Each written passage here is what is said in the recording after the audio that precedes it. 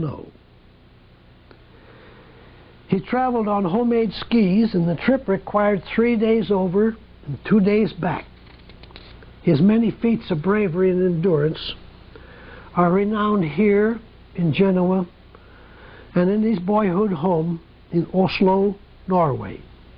He's buried under cross skis in Genoa, Nevada.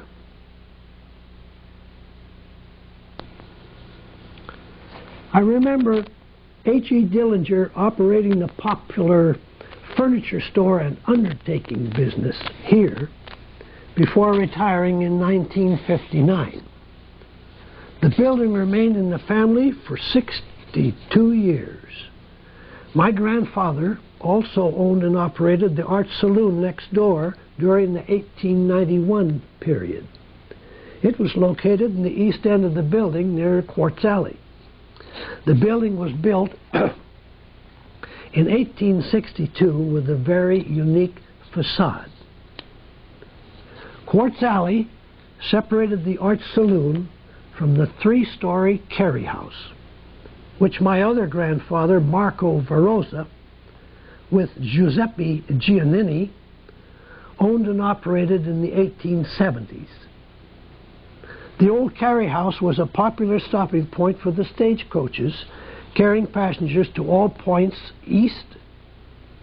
Westbound stages also carried gold and silver bars from Virginia City, Nevada.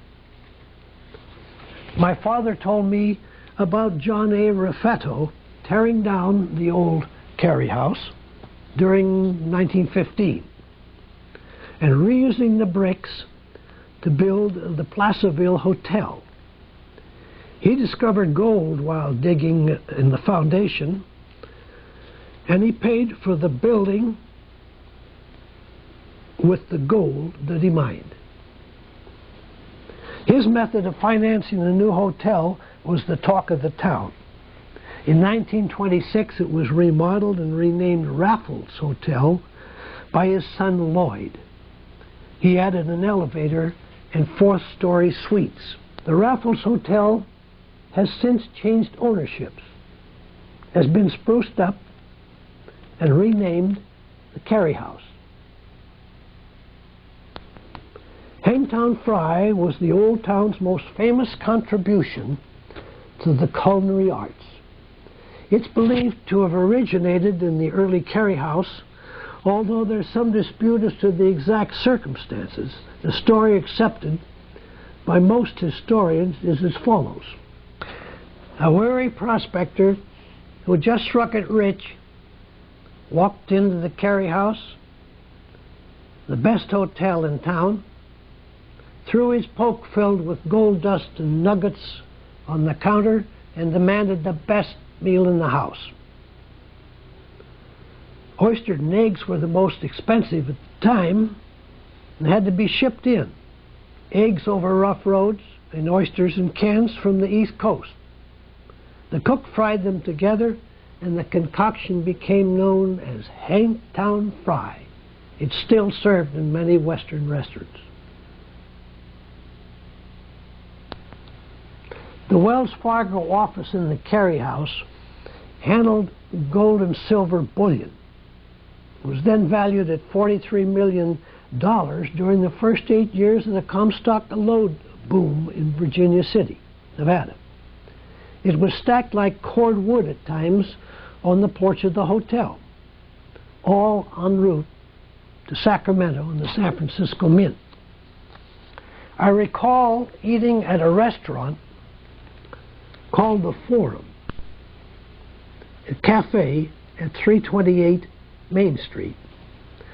This picture shows a luncheon of the major businessmen on the main street. It was later changed to the Forum was later changed to Bluebell Cafe and owned and operated by Taylor Dad Butts.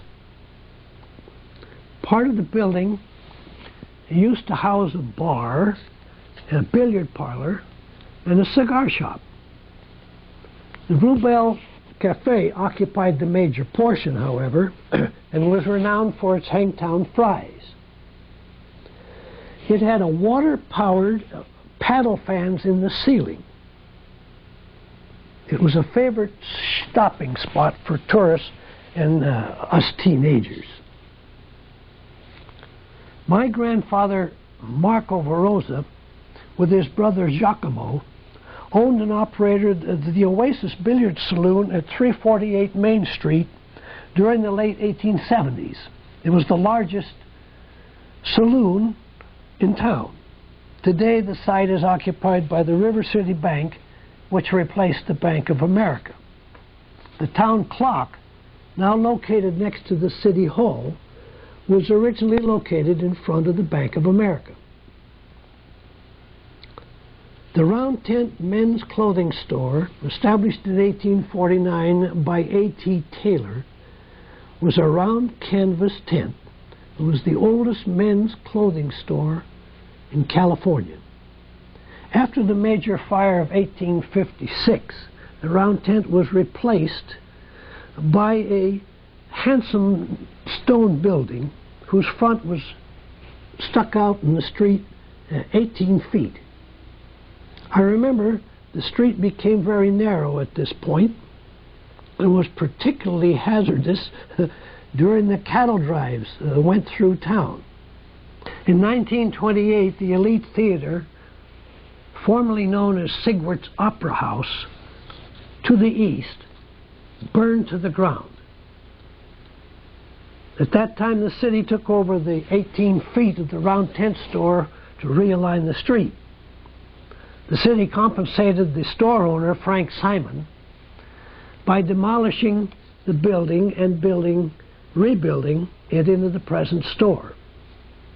Mrs. Ruth McKee and I bought the store in 1938 and retired from the business in 1974. This picture shows a typical window dressing that we were changing continually.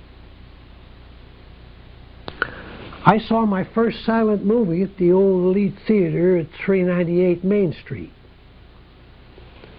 I remember the heat during the summer months, especially when they had a big crowd of people. Because there was no air conditioning, the air became rather foul. Mrs. Travell, the operator and the proprietor, would stand on the mezzanine floor and spray the audience with perfume in the hopes of making the room more bearable. The high school class of 1926, my graduating class, held our graduation exercises in the Elite Theater, but we did not notice the heat at that time. After the Elite Theater burned in 1928, the beautiful home of John C. O'Donnell to the east was demolished. It originally was occupied, the lot to the east was originally occupied by the Empire Theater, known as the pride of the early mining days. The present Empire Theater and the building in which it is was built in 1929-1930. I recall a big department store at 438 Main Street, especially during the Christmas season. We'd climb the broad stairway up to the mezzanine floor to get a look at the big, colorfully decorated Christmas tree. The store was considered to be one of the finest in the area. It was built by Albert Shafsky in 1909, but later converted to the Santa Rita Hotel, and various stores now occupy the building. Here's a picture of the Presbyterian Church located on the top of Stony Point and opposite the courthouse. It stood high above the street and had a tall steeple. We held classes there in the 20s when the new grammar school was being built. Later, the church was torn down, the ground excavated for businesses. In 1937, Placerville's first Safeway came there, and in their new building, it's now occupied by the Round Table Pizza. The Fountain Tallman building was gifted to the Historical Society in 1981 by Fay Rupley Cannon and is listed in the National Historical Register. It was built in 1852 and was one of the few buildings that survived the Holocaust of 1856.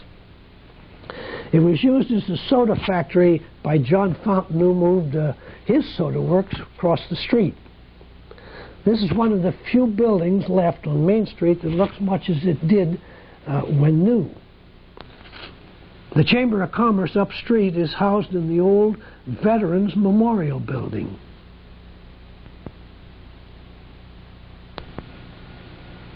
Farther upstreet, I remember the old mine tunnel at the rear of Pearson's Soda Works. It was one of the coolest places in town. Block ice from the mountain lakes and streams was cut and stored in the tunnel. Pearson was one of the first persons to start the ice business in El Dorado County. In 1897, a second story was added and the hydraulic elevator at the same time. All the bottling was done upstairs. Roger Duvers renovated the building in 1974 and did a fine job.